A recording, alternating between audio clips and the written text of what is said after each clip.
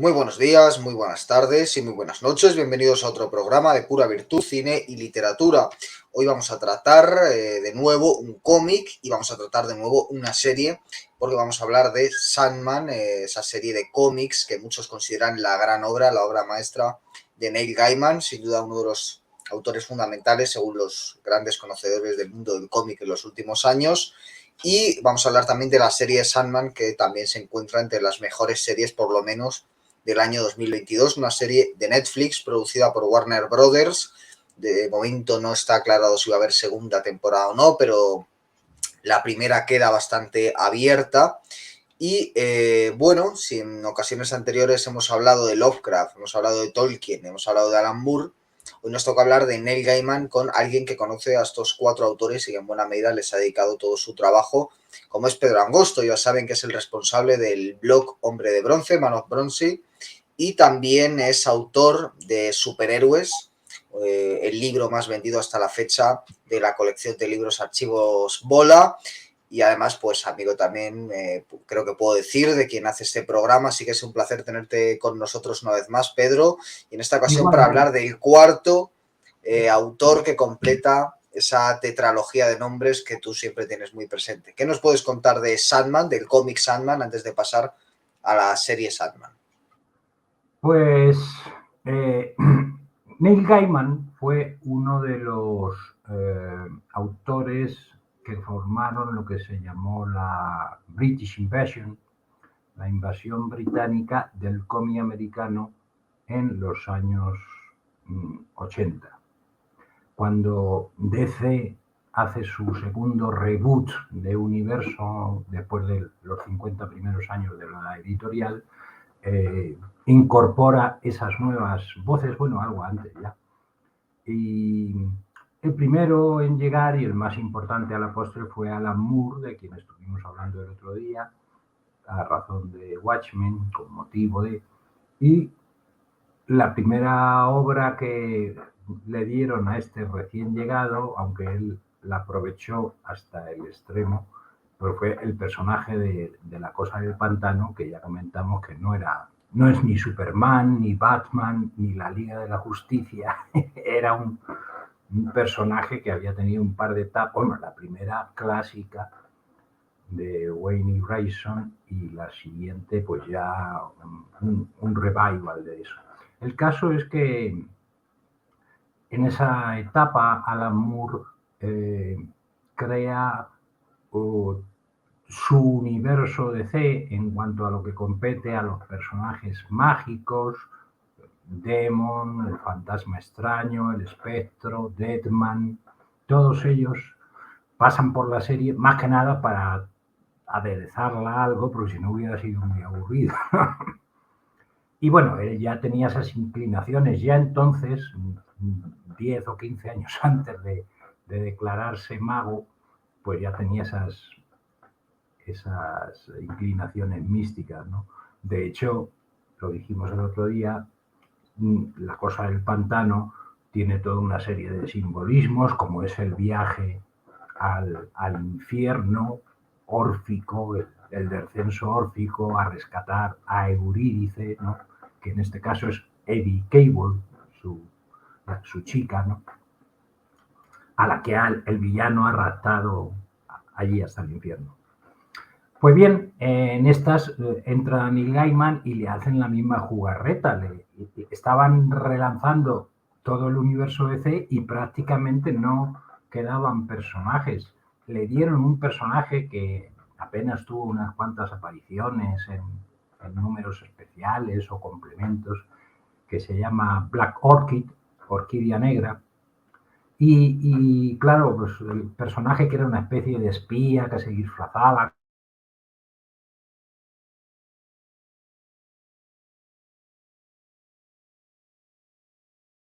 coge y lo recrea y la convierte a Black Orchid, usando el nombre, en otro elemental vegetal. De hecho, hay por ahí un texto que se llama como Teología Vegetal,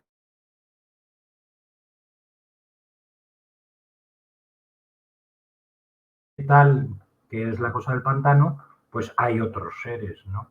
En este caso, ella es una dríada. Y la miniserie que dibuja Dave McKean pues se mueve en ese mundo también de estética, de lo que luego se va a llamar Vértigo, y es una especie de spin-off pues, de La Cosa del Pantano que aparece también en la historia. No sé si Constantine llega a dejarse caer, me parece que no. En cualquier caso, el siguiente proyecto, pues ya Gaiman le quería quitar o hacerse con el fantasma extraño, que es un personaje del que Alan Moore hace uno de los 4 orígenes posibles que dan de él. En uno es el judío errante, ¿no? Condenado a vagar por la tierra hasta que regrese Jesucristo, pero Alan Moore le da el origen de un ángel que cuando se revela Lucifer no se pone de parte de Lucifer, pero tampoco se pone de parte de Dios, ¿no? Con lo cual queda ahí abandonado y asistiendo así como una figura, un mentor, una aparición mágica, un guía espiritual a diversos, bueno, superhéroes posteriormente, y en su serie original que hicieron Len Wein y Gina Paro, que es muy buena, pues a diferentes personajes de los años 70, la hippie, el que se pasa con las drogas, tal, ¿no? Una conspiración de magos, de ahí ya te va sonando algo más a Sandman.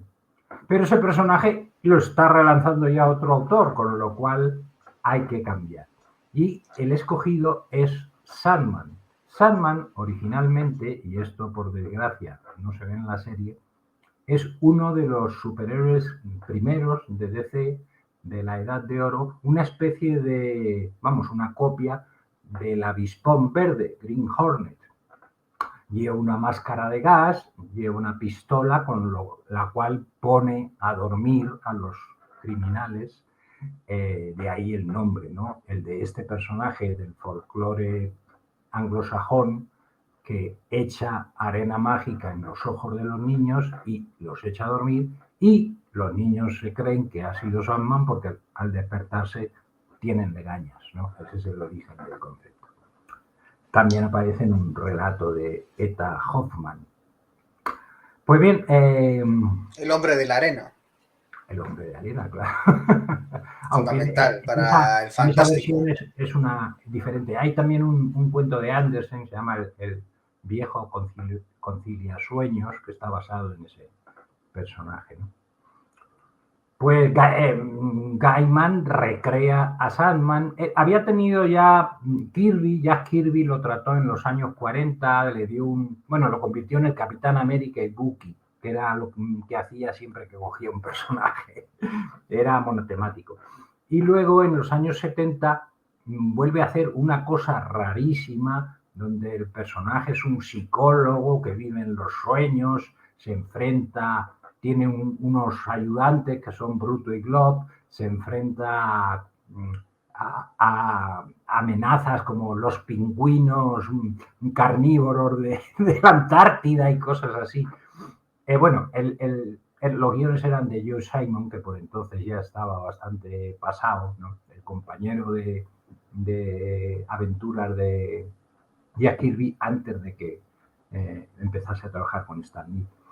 Y ese personaje se anula, pero luego lo recupera Roy Thomas dentro de una de las series que está haciendo Infinity Inc., que son los hijos, los herederos de la Sociedad de la Justicia. Sandman, el original, el de la pistola de gas y la máscara, era uno de los miembros fundadores. Por eso lo cogió Roy Thomas y lo casó con la hija de Wonder Woman, que se llama Furia, por las 3 furias del infierno. Bueno, pues bien, así están las cosas cuando llega Gaiman, y claro, pues él es británico, va detrás de Alan Moore, pues quiere hacer una cosa más realista, más moderna, de ahí que el personaje, ¿no?, pues tenga la apariencia del cantante de The Cure por aquel entonces y cosas así, ¿no? Pero la verdad, a mí me sigue pareciendo, sobre todo ya cuando Sandman termina y luego yo posteriormente empiezo a comprender lo que es la historia, a mí me resulta absolutamente increíble que una persona que cuando empezó Sandman creo que no llegaba a los 30 años, fuese capaz de planear una historia que dura del número 1 al 75 durante 75 meses y que sea al final absolutamente redonda, ¿no? Eso es una capacidad de escritura que yo, que hago mis pinitos con guiones en los cómics, no suelo saber lo que pasa en la página siguiente, no te digo ya 3 números después, ¿no?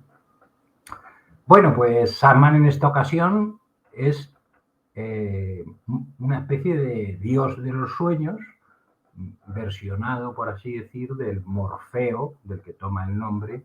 Morfeo, no obstante, no es en la mitología griega el rey de los sueños, sino lo que es Oneiros.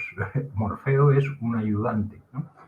Pero bueno, con estas cosas que, como yo ya sabía un poquito mitología, yo estas divergencias, este tío pálido, si DC ya tiene a los dioses griegos en Wonder Woman, ¿de dónde ha salido este tío?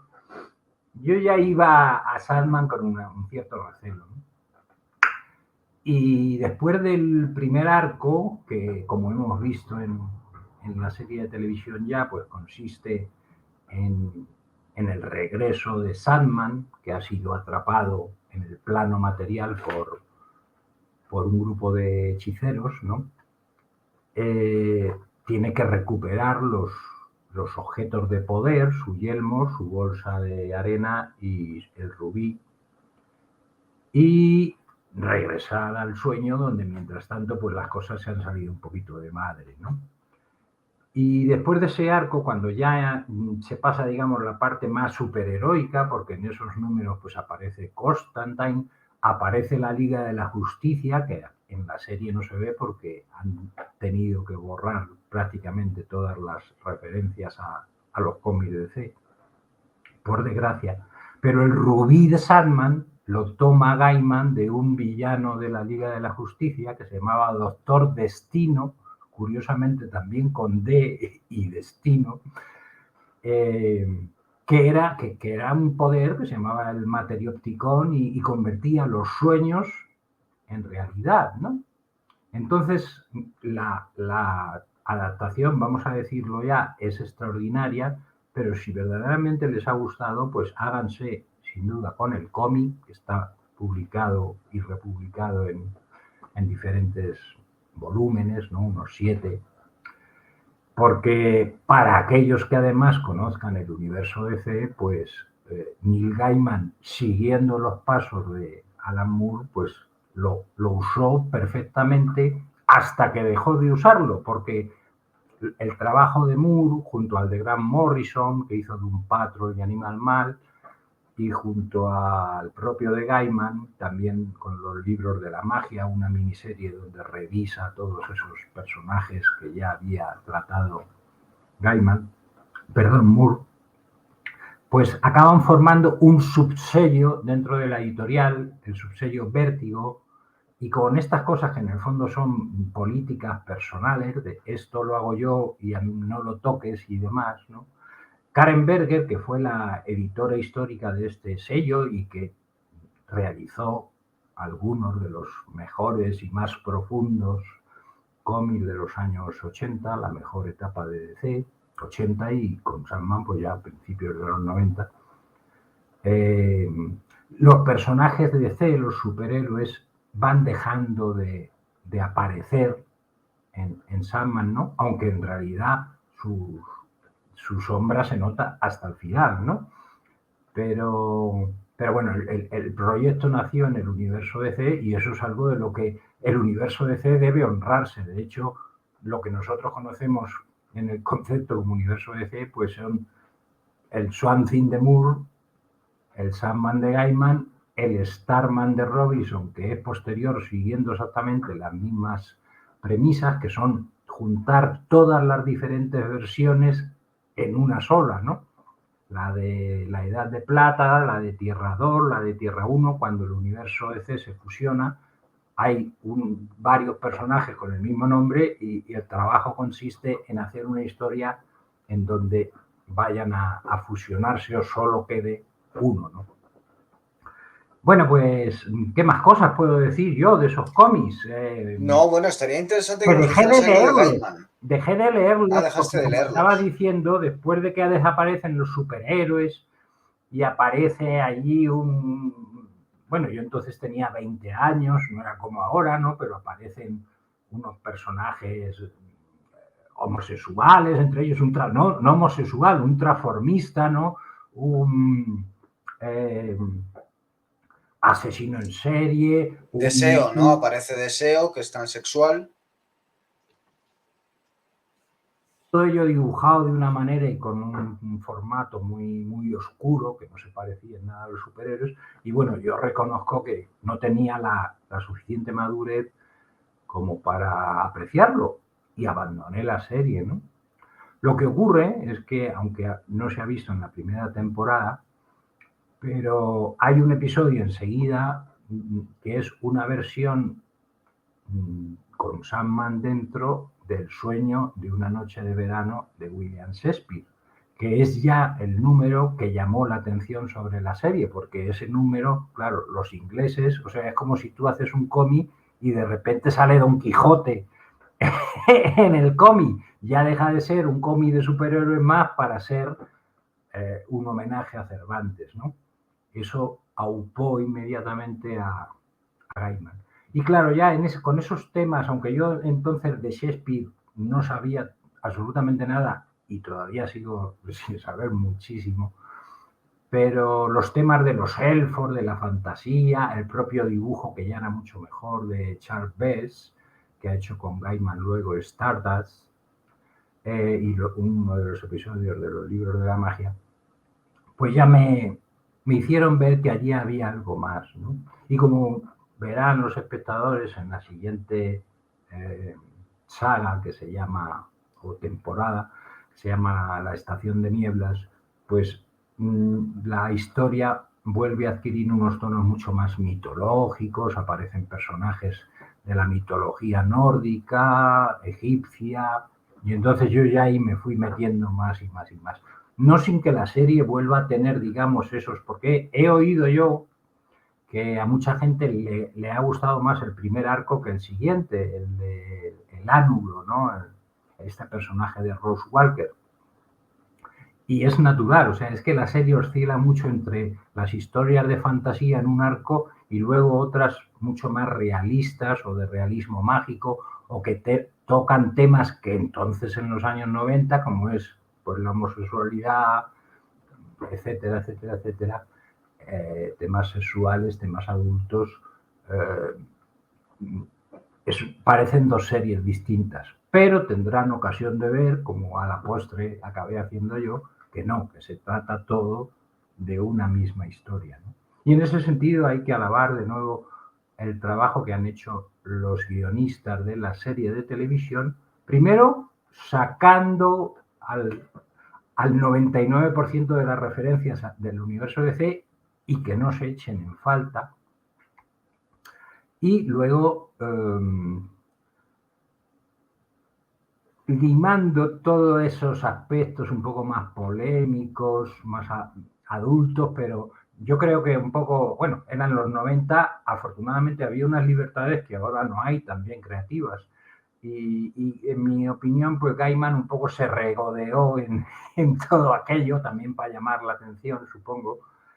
Y la versión de la serie, pues es un poco no censurada, ¿no? Pero suavizada, ¿no? Para no hacer hincapié en algunos aspectos. Por ejemplo, el Corintio, este sueño o pesadilla que se ha escapado al plano material y que es no solo un asesino en serie, sino el arquetipo de los asesinos en series y en realidad el, el, el reverso malvado del propio Sandman en el cuento de Eta Hoffman. Sandman aparece como se lleva los ojos de los niños para que se los coman sus hijos en la luna o algo así, ¿no? Ese es el origen del Corintio. Total, que en el cómic no solo asesina, sino que es un asesino que tiene preferencia por matar efebos, ¿no? Se ve algo en las relaciones sexuales que mantiene uno de los personajes y tal, pero no se hace hincapié en esas cosas, ¿no? Y yo lo veo bien, porque bueno, a estas alturas ya eso no nos escandaliza, pero sería una pena que cualquiera dejara de seguir Sandman hasta el final, que les aseguro que merecerá mucho la pena. Claro, a mí, sin conocer los cómics, la serie me ha llamado la atención desde el primer momento, ¿no? Porque primero cada capítulo puede ser considerado como un episodio cerrado en sí mismo, pero al mismo tiempo se nota que todo funciona como parte de una maquinaria superior. Ya me llamó la atención en ese primer relato, ¿no? De un padre durante la Primera Guerra Mundial, que es un mago que compite con Aleister Crowley, ¿no? Que como el propio Aleister Crowley tiene que acarrear con esa fama de estafador o de fingidor o como se quiera decir, Bueno, yo pierde a creo que su hijo. podemos confirmar que Aleister Crowley algo Sí, era mago, escapaba, sí, sí, algo no, no, no. escapaba. Por eso, yo he hablado de la fama, Sobre todo sí. cuando habló de los maestros ascendidos, esos, que debe estar muy ascendido porque ya era hora de que hubieran ido bajando, ¿no? Sí, claro, yo sí, desde luego aquí le dedicamos un programa con Jonathan Marqués, a Lister Crowley, yo digo la fama, ¿no? Tiene esa fama Sí, sí, sí, bueno. de También fingidor quiero y decir, el caso es tampoco que era el diablo tan fino como pierde, lo pintaban. pierde un hijo en la Primera Guerra Mundial y entonces, bueno, se enfrenta a esa cosa tan primordial que es la pérdida y para subsanar esa pérdida lo que hace es un rito en el que tratar de invocar a la muerte, a la parca y atraparla dentro de un círculo en el que poder obligarla a devolverle a su hijo para poder ser libre. Lo único es que todo funciona aparentemente bien, de hecho funciona extraordinariamente bien, de no ser porque el personaje que es atrapado no es la parca, sino que es su hermano, se podría decir, otro de los elementales que es el propio Sandman, En la y que es... mitología griega, muerte y sueño son hermanos, ¿no? De ahí Y, viene. y entonces, durante más o menos 100 años, tiene ahí atrapado a Sandman, No, que, 100 bueno, años. Sí, sí, sí, bueno, tienen, sí, en esta versión. este relato, que es con el que comienza la serie, es, digamos que es PGA con el relato con el que se cierra, que es un relato más independiente, el episodio número 11, que es el episodio de la musa, que también es atrapada en las vidas de los humanos. ¿Y por qué es PGA? Porque de alguna forma ambos, tanto la musa como Sandman, son atrapados en principio para cumplir un objetivo concreto. En el caso de la musa es la inspiración puntual, en el caso de Sandman rescatar al hijo de este mago, pero por los beneficios que lleva aparejado su secuestro, en el caso de la musa, pues esa inspiración constante de los autores, y en el caso de Sandman, el beneficio que se desprende de sus objetos, ese saco, ese yelmo y ese rubí, entonces pues se quedan atrapados en principio a perpetuidad hasta que consiguen escaparse. La cuestión es que a partir de ahí Sandman consigue liberarse y como ha dicho antes Pedro, pues cuando vuelve al mundo del sueño todo está manga por hombro, no solo en el mundo del sueño sino en el mundo de la realidad. Claro, aquí a alguien que no ha leído ningún cómic de Neil Gaiman, pero que ha visto otras adaptaciones cinematográficas como la de Stardust, que imagino que será terrible, pero con la que encuentro un punto en No estaba común, mal, no estaba mal. que es como la realidad, o sea, lo que podríamos decir, el mundo inmanente y el mundo trascendente, ese otro mundo, ese otro lado mágico que está oculto, pero que realmente es lo que importa de la realidad que hay aquí, ¿no? Y que aquel que sea observador y que esté iniciado en cierto conocimiento puede rastrear desde lo que es observable aquí, se desdibuja, ¿no? Se desdibuja la frontera, eso estaba en Stardust, eso está también en Sandman, y a partir de ahí es cuando empiezan los problemas, porque hay Y que luego restaurar eso que se ha roto. en American Gods también, donde va a llevar todas esas cosas de mitología nórdica que ya ensayó. Luego ha escrito un libro también, una adaptación de la mitología nórdica, pero todo eso ya está en Sandman. Como suele suceder, obras maestras no se pueden hacer así como churros, ¿no? Y desde luego Gaiman, como digo, echó milagrosamente el resto, porque esa obra, el que estuviese en su cabeza, ya digo, con 28 años, no se concibe, eso es inspirado, ¿no? Aparte de que yo personalmente, encontrando algunos arquetipos en manuscritos de alquimia que reflejaban los guiones perfectamente en las escenas de los últimos números, se los enseñé y le dije, ¿usted ha visto esto? ¿Es donde están basados? Y dice, yo no he visto esto en mi vida. Hay algo por ahí fuera que se mete en la cabeza de Neil Gaiman y en la de un alquimista del siglo XIV, ¿no? Bueno, pues muchas cosas quiero decir a lo que has dicho. Por supuesto, los dos planos son fundamentales, ¿no? Y como tú y yo hemos hablado ya, y trataré, esperemos, en detalle en ese libro de Sandman con las anotaciones pormenorizadas de cada uno de los números, 75 números y especiales de la serie, y algo hablaremos también de la serie de televisión, pero que se trata de nuevo de la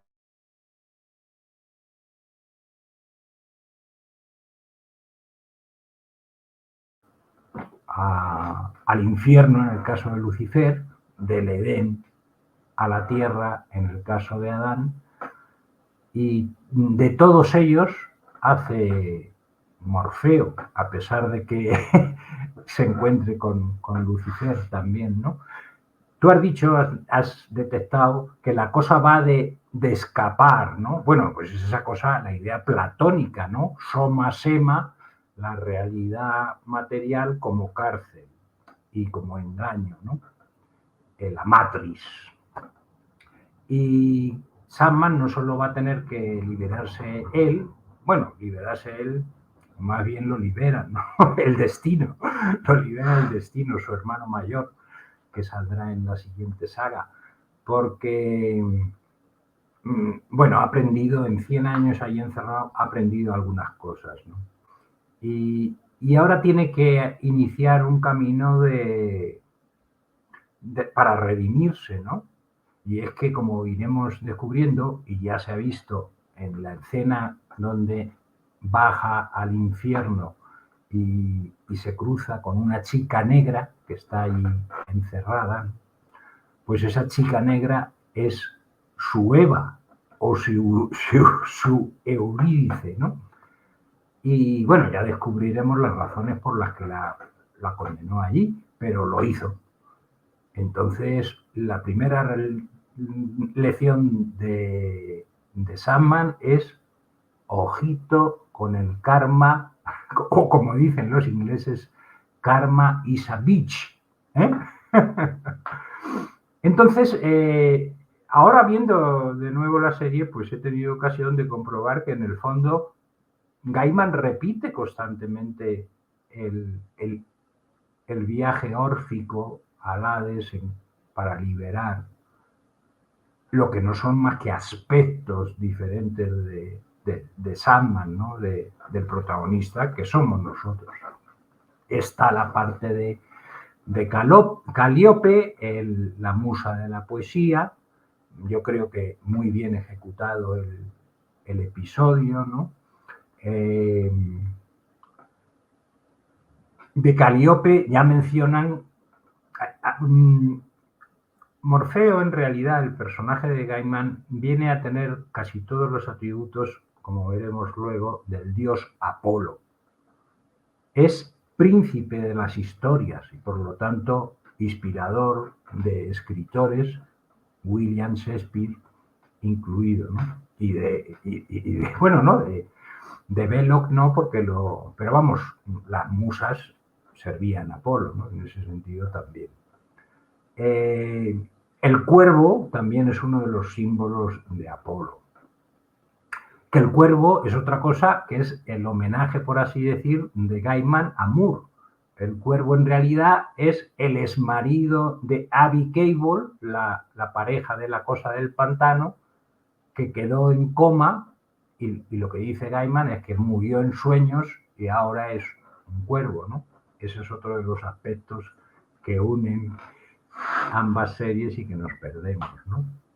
La versión de Constantine femenina a mí no me ha disgustado, dentro de que, bueno, es el ejemplo perfecto del estado caótico en el que se encuentran la editorial DC primero de cómics y como consecuencia pues sus productores televisivos y cinematográficos, ¿no? Afortunadamente, dentro de, como se ve en el episodio de Hop Gatlin, este señor inmortal, Gaiman introdujo una antepasada de John Constantine que se llama Lady Johanna Constantine y que también se dedicaba a estas cosas de cazar los detectives sobrenaturales, ¿no? Cuando ella entra en la reunión dice, me han dicho que aquí se reúnen el demonio y el judío errante. Está haciendo una referencia velada a una historia de Animal Man donde se establece, Grant Morrison establece que los personajes inmortales de DC se reúnen cada cierto tiempo. Y entre ellos Demon, el personaje de Kirby, el demonio, y el fantasma extraño, que como hemos dicho, dicen de él que es el judío errante, aunque no lo sea, ¿no? Bueno, pues cogen ese personaje y lo que han hecho, pues digamos, retrotraerlo, ¿no? Reencarnarlo en su descendiente, ¿no? Y además presentándolo muy bien, cosa que no hacen, por ejemplo, en el episodio 2 con los personajes Caín y Abel, que simplemente pues, están allí de vecinos de Sandman. Caín y Abel, claro, habían aparecido también en La Cosa del Pantano y con mucha anterioridad, en los años 70, eran los cuentacuentos que presentaban las historias de terror, como el tío Creepy, la vieja bruja, el Ball Keeper, como los personajes de EC Comics en los años 50 o de Warren, mucho más conocido, el tío Creepy, en los años 70, ¿no?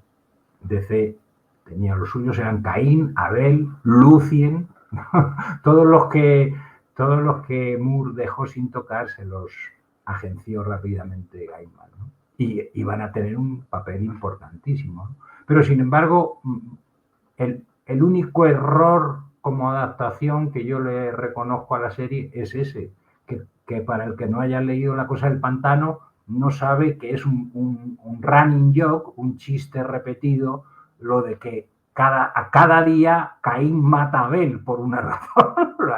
Como el otro es tienen caracteres muy diferentes, el uno demoníaco y el otro muy tímido, ¿no? Pues lo acaba asesinando a diario y por la mañana pues está otra vez vivo, ¿no?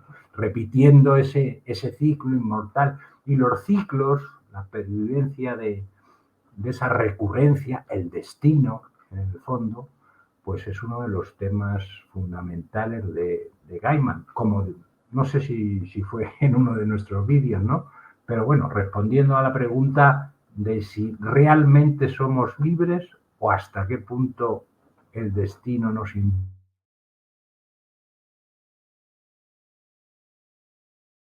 una obra fundamental, por lo menos para entender mi propia historia, no sé, cada cual, que a lo mejor otros con The Fast and the Furious se comprenden mucho mejor, pues enhorabuena por ellos. Claro, porque John Sandman lo que me he encontrado es una vastedad enorme, primero de mitologemas, de arquetipos, volcados ahí con bastante pericia narrativa, ¿no? Sobre todo, es decir, que en ningún momento se hace estomagante, en ningún momento sientes que que nada está metido con calzador, sencillamente es un mundo inabarcable, pero cuanto más se va conociendo el mundo de Sandman, más fascinante resulta y más contiene sobre todo las mitologías occidentales fundamentales, ¿no? Que son la griega y la hebrea. Y yo Las, diría que el tema fundamental es el de la muerte. Yo por lo menos es lo que he percibido viendo la serie. Por supuesto, de por ahí nuevo, va muy bien. claro, por supuesto, de nuevo, igual que en Watchmen, la sexualidad resulta fundamental a la hora de decidir a Ah, los personajes. Pero creo que la muerte es el tema fundamental y se ve muy bien en el capítulo en el que aparece la propia Parca, que era la que en principio debía haber sido secuestrada, y sobre todo también se ve muy bien en el duelo singular, en mi opinión fascinante, que tiene el propio Sandman con la Estrella del Alba en el infierno, en el que la estrella primero empiezan como si fuera un Con simple duelo en el Lucifer, que diles a cada Lucifer que uno, si no, no con van a saber Lucifer, quién es. con el que cada uno de ellos quiere adoptar un animal distinto y pelear en combate singular, pero pronto la cosa se vuelve muy filosófica y cada uno de ellos opone un valor a otros. En el caso de Lucifer o de, pues está sobre todo utilizando de destrucción. De hecho, llega a utilizar la antimateria, lo cual es fascinante porque estás con lo No, más primor, la antivida, que la es un antivida. concepto del cuarto mundo de Jack Kirby. Mr. Oh, Miracle aparece, que es uno de los personajes de Kirby, su personaje crístico, en realidad, que también ha escapado del mundo de Apócolis, de Darcy, para vivir en la Tierra, eh, aparece en ese número, ¿no? Y la antimateria es una de las pocas menciones, o perdón, la antivida, es una de las pocas menciones que hacen a cosas del universo DC. La antivida es una fórmula que busca Darcy para controlar, tener el control absoluto del universo. En ese sentido, o sea, se opone a libertad, ¿no? Darcy, digamos, es un fascista cósmico. Y Kirby la sitúa dentro de la mente de los humanos, ¿sabe? Evidentemente, como vemos ahora en la actualidad. Esto lo dijo en 1971, cuando nací yo. Y 50 años después, la antivida campa por sus anchas, sin necesidad de que venga nadie de Apócolis aquí a promoverla, ¿no? y a la antivida lo que le opone Sandman es la esperanza, ¿no? Entonces, de alguna forma, yo lo que encuentro es que toda la obra, en el fondo, es esa lucha entre la esperanza, el soñar, ¿no? Por eso al final es el dios del sueño, entre la obligación de soñar, evidentemente, cuando dormimos no escogemos si soñar o no, a veces soñamos, bueno, siempre soñamos, pero a veces recordamos que hemos soñado y a veces no lo recordamos y a veces sentimos que esos sueños nos dicen algo y a veces sencillamente nos arrastran, pero en ese caso hay una utilización casi existencial del sueño como aquello que le da sentido a la vida o como metáfora de la propia vida. Sí, como bien dices, lo que el eje de la serie es la polisemia de sueño. Sueño como las recreaciones que hacemos mientras dormimos y sueño como ideal. Y por eso ahí hacen un muy buen trabajo, como decimos, el episodio del Dinner, donde este villano, que en lugar de ser un villano de la día,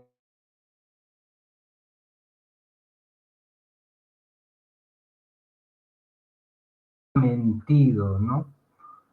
Y ese es un tema que yo he encontrado muy personal, ¿no? Porque, eh, pues eso, no solemos ser conscientes, como dijimos el otro día ya, de la huella que nuestros padres y abuelos y familia dejan en nosotros, ¿no? Y ya lo peor que puede ocurrir es que los padres no sean tampoco conscientes de ellos, no sepan reconocerse en ti, ¿no? Y pues este niño, John Dee, ¿no? Le han mentido y entonces establece un mundo con el poder del rubí donde todo el mundo obra como piensa, ¿no? Pero obra como piensa, pero digamos en ese aspecto oscuro, materialista. Leí por internet, que no me había dado yo cuenta, que cada uno de los personajes del Dinner representa uno de los 7 pecados capitales: la lujuria, la gula, el que no se come la hamburguesa, tal, ¿no? Eh, la ira, la que le pega a su novia.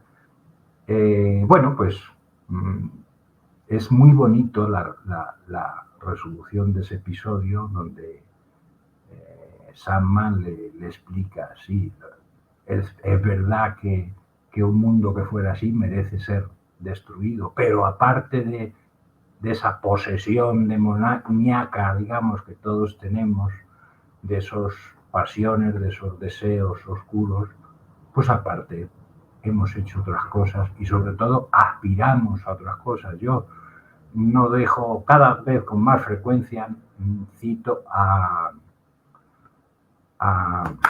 Miguel de Unamuno, que dijo: no me salvaré por lo que fui, si me salvo será por lo que quise ser.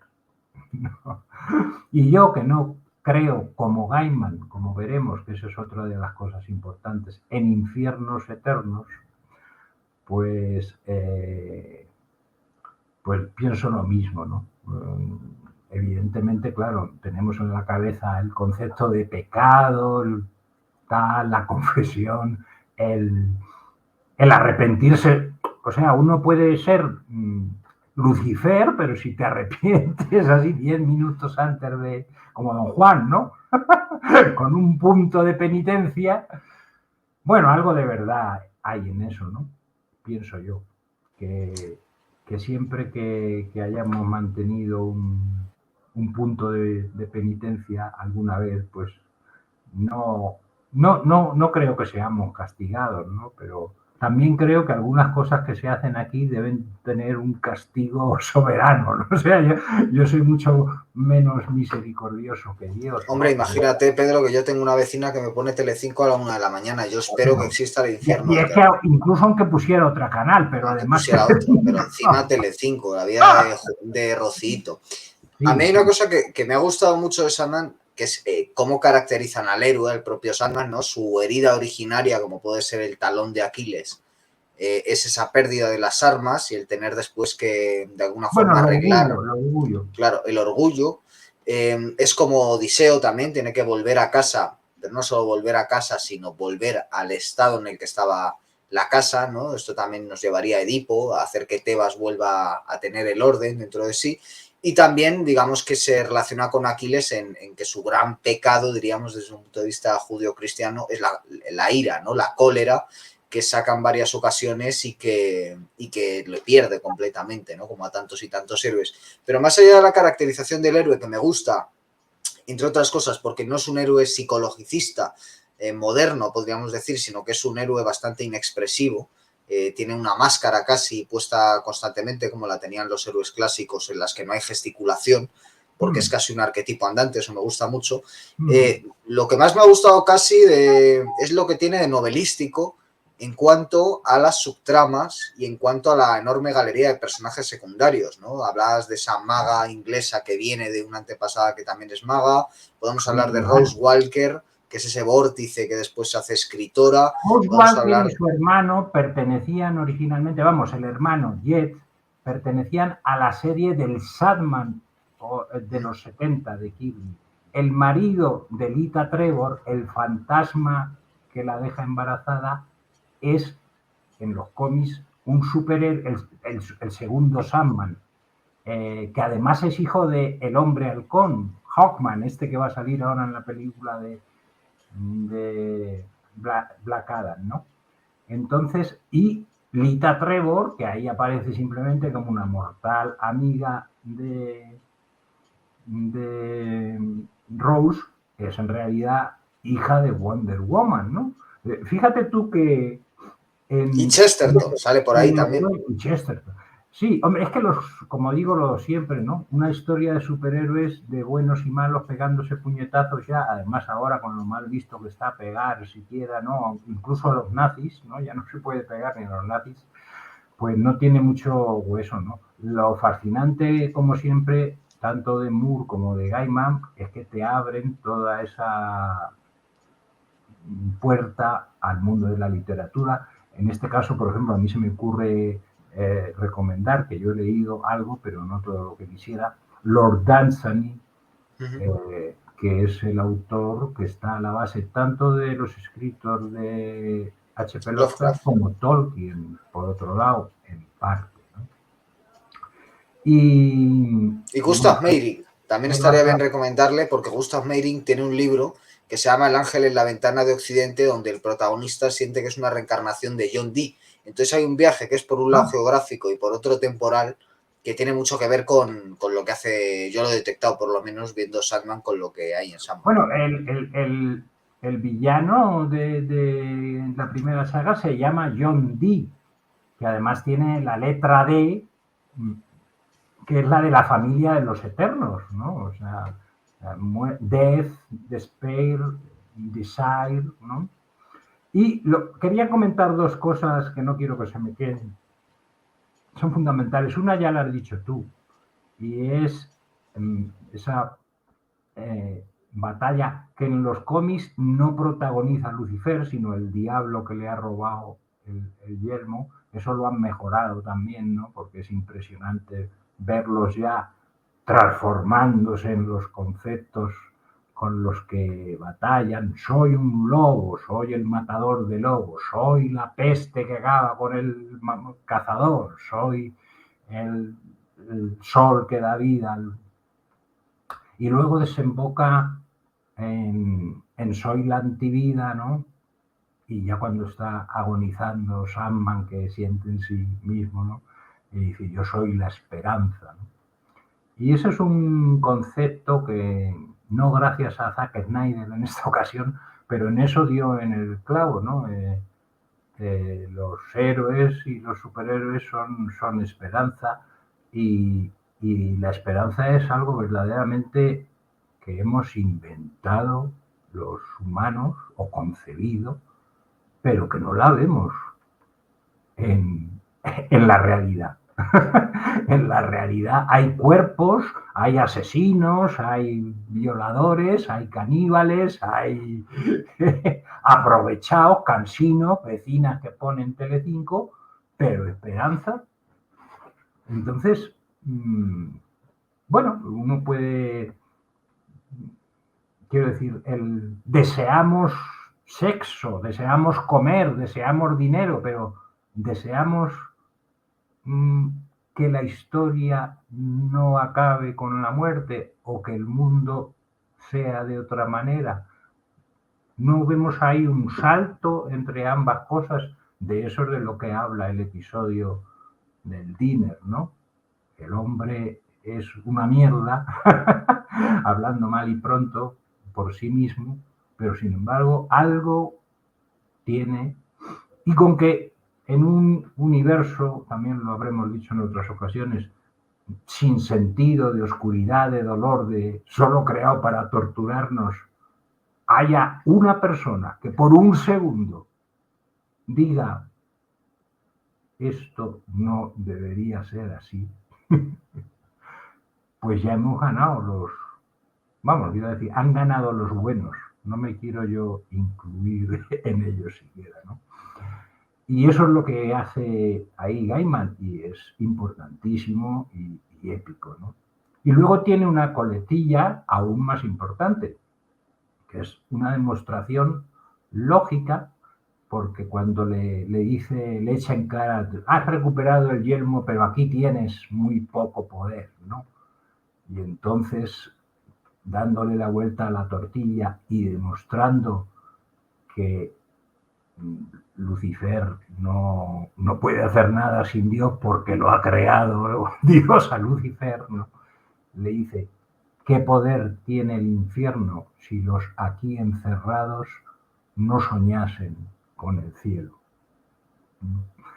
Entonces, lo que está diciendo Neil Gaiman, y hace meses que me di cuenta yo de esto, ¿no? De la profundidad de la frase, es que lo que llamamos bien es condición necesaria de lo que llamamos mal.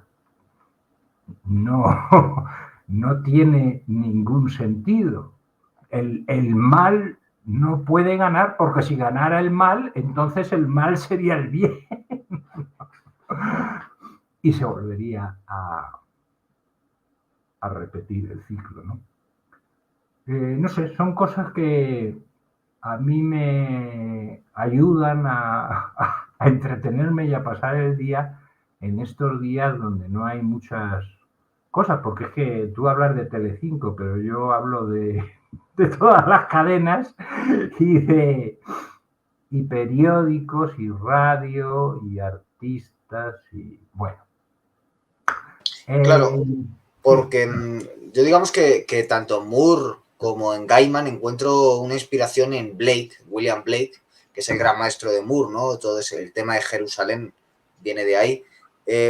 Y Blake ya hablaba de ese matrimonio entre el cielo y el infierno, ¿no? Que es un saber esotérico, un conocimiento profundo, que no está hecho para los saberes exotéricos, no está hecho para aquellos que procesen una fe convencional o una fe para todos los públicos, cosa que yo veo muy bien, cada uno tiene una relación personal con lo sacro, pero la relación de estos artistas, en definitiva, yo creo que es interesante porque tanto Gaiman como Moore, y se podrían buscar otros equivalentes, uno que a mí me ha marcado mucho también es Stephen King, ¿no? Y de hecho Stephen King en su labor ensayística, que la tiene el propio Moore, que la tiene el propio Gaiman y que la tiene King, un libro fascinante que se llama Danza Macabra, que yo siempre recomiendo, y que es como a través de lo pop precisamente se puede entender aquello que ha estado siempre en la historia del arte presente, ¿no? Desde la mitología, y que es un conocimiento profundo de la realidad, y que ya digo que he encontrado también en el caso de Gaiman, y es ese matrimonio entre el cielo y el infierno, que se podría también decir nietzscheanamente como estar más allá del bien y del mal, ¿no? Trascender esas categorías obsoletas, una transvaloración de los valores que nos lleva a coger el bien y el mal, a examinarlos, a desmentirlos, a coger el caos y el orden, a examinarlos, a desmentirlos, y después no quedarse en un presupuesto nihilista que abraza la descomposición de todo, sino Claro, volver ese es el a problema. Es que cuando dices reensamblarnos. transvaloración de los valores, es una cosa que, quiero decir, ahora coge todo el mundo las cosas por donde queman, ¿entiendes? Y por donde van a hacer daño. Y eso puede hacer mucho daño, porque se están transvalorizando los valores. Te lo dice un señor que hace ya 10 años vio a Superman ejecutar a un enemigo y aún no han tenido ocasión de corregirse, ¿sabes? Y quien dice eso, pues lo habré dicho ya, hablando de cómics. Es como si hacen una versión en donde Jesucristo, en lugar de morir en la cruz, con una metralleta liquida a Anás, Caifás, Pilatos, a los romanos, y se queda allí de jefe, yo, ahí con sus apóstoles cantando rap en Jerusalén, ¿no? Y los cristianos no dicen ni media. No, bueno, eso es una satanización, ¿no? Que eso ya directamente es Sí, invertir bueno, lo sí, sagrado. yo no quiero decir esa palabra porque cuando dices satánico, los satánicos han conseguido que lo satánico suene a peli de terror, ¿entiendes? Sí, bueno, cosa que... A No, peli pero de bueno, terror yo lo setentera, usaba de, tal y como de, lo usa Guénon. de Pero bueno, Franco, ¿entiendes? sí, pero bueno, Pero ciertamente yo detesto algunos movimientos, vamos, algunos no, todos, porque lo que no detesto son movimientos celestiales ni divinos, Dios ¿sabes? nos libre, eso son En las mí sociedades primero, puritanas. pero Eso son las sí, sociedades puritanas, Pedro. Los que sí, se dime. arrogan el poder del bien, del imperio del bien, ya lo tenemos, son los yanquis. Pero bueno, eh, por volver a Sandman, como este es un poco el cuarto capítulo, no significa que vaya a ser el último, pero es el cuarto capítulo de Bueno, esos cuatro dame autores. unas vacaciones o como tú Claro, dijiste, ya me pones en nómina uno de ya los... te ponemos en nómina, hacemos otro. Entonces, como es el cuarto capítulo, después de hablar de Lovecraft, Tolkien, de Moore y ahora de Gaiman, Repásense todos los vídeos, que que además son los uno cuatro, con los otros se claro, dialogan, que entienden son los mucho cuatro más y... autores fundamentales. Todos ellos representan para ti la caída y la ascensión desde formas distintas. Un cierre a esos cuatro autores. ¿Cómo los conectas? Anticípanoslo un poquito. ¿Qué han significado para ti? Bueno, se ¿O me qué es lo que ocurre, dicen? Y con eso nos despedimos, te Pedro. O iba sea a decir, que tienes sí, el cierre en tus manos. pues citándolos para la próxima saga de Sandman, en donde, como ya hemos anticipado, pues su familia se va a reunir en una comida y ya saben, los cuñados y todas estas cosas. Solo hay hermanos, no hay cuñados, pero la cosa va a ser jugosa. Y entonces va a tener que iniciar una nueva búsqueda y de nuevo enfrentarse a Lucifer. Lo que ocurre es que no son las cosas como él se las espera, ¿no? A Sandman también le sorprende la vida como a nosotros, ¿no? Gaiman tiene la intención de, en este sentido sí, de satanizar el infierno, ¿no? Ese infierno como castigo eterno. Fíjate tú qué contradicción tan grande la de los católicos teólogos, que Jesucristo dice que Dios es Padre y sin embargo es un Padre que te crea. A lo mejor naciste antes que Jesucristo y no sabías nada del cristianismo, y si no te has portado bien te manda eternamente al infierno. Eternamente. No, bueno, pues Gaiman hace unas cuantas reformas en el infierno, ¿no? Y te iba a decir yo, por lo que hablabas, que de Lucifer, más que con... Nunca me acuerdo del nombre, el autor de Jerusalén. Blake, tiene que ver con Milton, ¿no? El Lucifer de Sandman es muy miltoniano, ¿no? En ese sentido de que también tiene sus razones y su orgullo y lo más importante, que va a tener su redención. Porque claro, un Lucifer eternamente malo, pues si ya ha venido Jesucristo y todo, ya se sabe que ganan los buenos. Qué tonto, qué clase, siendo el más inteligente y sabio de los ángeles, ¿no? Va a seguir revelado para siempre. Entonces Milton es un autor que tiene mucha influencia en Blake, también en Sandman. Dante también, con los descensos a los infiernos, que se va a reproducir de nuevo, ¿no? En el fondo, pues como decimos, ya hemos dicho muchas veces, pues salvar al alma atrapada en el mundo material, ¿no? Porque además lo de que el infierno es una cosa aparte, es una cosa de los cristianos, ¿no? Porque en las mitologías el infierno es un descenso que el héroe tiene que hacer para lograr un cierto conocimiento, pero que luego se vuelve a subir, ¿no? Está muy, muy claro en Tolkien que la cosa no termina en Moira. Hay barcas para seguir. Y no sé yo, quizá la figura luciferina, bueno, también es en Lovecraft, Nyarlathotep viene a ser ese tipo de figura a la vez tentadora, pero que enseña, ¿no? Tiene esa doble, sobre todo en las historias de Randolph Carter, ¿no? Es el iniciador, ¿no? La sombra del héroe, pero que no tiene una maldad sádica, sino que lo prueba para endurecerlo, ¿no? En fin, no sé, se me ha ocurrido buscar ese nexo de unión. Por supuesto, pues Tolkien, ya lo estuvimos diciendo el otro día, con todos los temas de Melkor y Sauron, del cual es digamos, pues una nueva versión, por así decir, ¿no? Pues también trató mucho la figura. Y es que, pues como decía Tolkien, y como has dicho tú al principio, para hacer una historia y que esté medianamente bien, ¿de qué puede hablar? Pues de la muerte. Y de la muerte, en este caso, en un doble sentido, ¿no? En el caso de Gaiman, de la muerte como pregunta final que nos sitúa ante: ¿somos perecederos o no? ¿Tenemos sentido o no?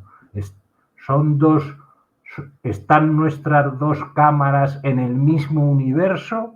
¿O estoy yo solo hablando, ¿no?, con un Guillermo que no es Guillermo y tú con un Pedro que no es Pedro, ¿no?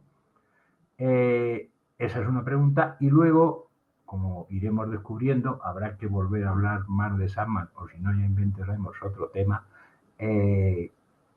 la muerte del ego, la autodestrucción, la aniquilación. En ese sentido, pues para mí, Gaiman, en definitiva, ha sido fundamental para comprender los mitos órficos, no solo el del descenso al Hades, que es, digamos, un ciclo separado, sino el posterior, en el que, como sabrán los entendidos, Orfeo acaba desmembrado por son las furias, las bacantes. Bacantes, perdón. ese desmembramiento de Orfeo, que en unas reproducciones de arte griego aparece no como desmembramiento, sino que lo matan con un tirso. Le cortan la cabeza, Sí, que pero de lo hecho sigue matan con cantando un después. tirso puntiagudo, muy largo para ser tirso. Y es muy largo para ser tirso porque eso se acaba transformando en los mitos cristianos en la lanza de Longinos. Y ahí hemos terminado, ¿no? Vamos a dejarlo aquí porque ya hemos hecho un spoiler de parte de donde se sacaron los evangelistas o el evangelista original la historia de Jesús como una nueva versión de los mitos órficos. Entonces, comprendiendo a Orfeo, pues tenemos una llave fundamental, y a Sandman le van a dar otra pronto, para comprender nuestra cultura cristiana europea y a través de ella, pues si tenemos un poco de suerte, a nosotros mismos. Por lo demás, pues me despediría, lo dejaremos para la próxima ocasión con el brindis de Estación de Nieblas. Pero tengan ojo porque como decía el hermano Warren Sánchez, aquel de los Lelutier, ¿sabes? El diablo tiene sus asechanzas y a veces no solo dentro de nosotros. Buenas noches.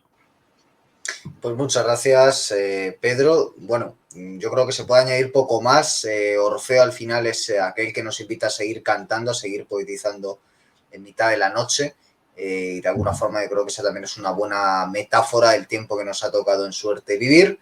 Y quizás el resumen de lo que acaba de decir Pedro, pues sea una imagen que está en la propia serie, que es Sandman sosteniendo el cráneo reducido del Corintio, que es desde luego pues algo que espejea directamente con Hamlet y con Shakespeare, que es una figura que está ya no solo introducida en un homenaje bellísimo dentro de la propia serie, sino que se encuentra constantemente a lo largo de la serie. No en vano Shakespeare es el que dijo que nuestra vida estaban compuestas del mismo material del que están hechos los sueños y por lo tanto, pues todos somos hijos de Sandman, todos somos hijos de Orfeo, todos somos hijos de Jesús, etcétera, etcétera, etcétera. En cualquier caso, yo he disfrutado mucho estos programas contigo, Pedro, estos 4 programitas. Espero que también los hayan disfrutado nuestros espectadores. Quien quiera saber más, Mano Bronce, que es el blog de Pedro. Que me sigan en redes, que me quiero yo hacer más famoso que Paquirrín y no llevo muy buen ritmo.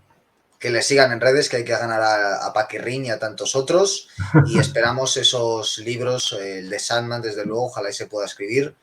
Hay material sin duda para ello. Está escrito ya, solo hay que corregirlo y el querido editor Francisco de Archivos Bola, para celebrar el éxito del primer libro, pues lo va a sacar. Incluso planeamos ya la segunda parte de la historia del cómic de superhéroes ya en el siglo XXI. Pero bueno, eso será si vivo yo tanto tiempo, que voy a durar menos que Sandman. Bueno, se pone trágico, por lo tanto es el momento de contar, seguro que no, Pedro. Mucha suerte con los proyectos y desde luego muchas gracias también a nuestros espectadores por haber llegado hasta este punto del programa. Volveremos pronto con más programas mientras no nos parta un rayo ni nos caiga una teja de esas que se desprenden con una ráfaga de viento. Aquí en Pura Virtud, Cine y Literatura. Hasta pronto.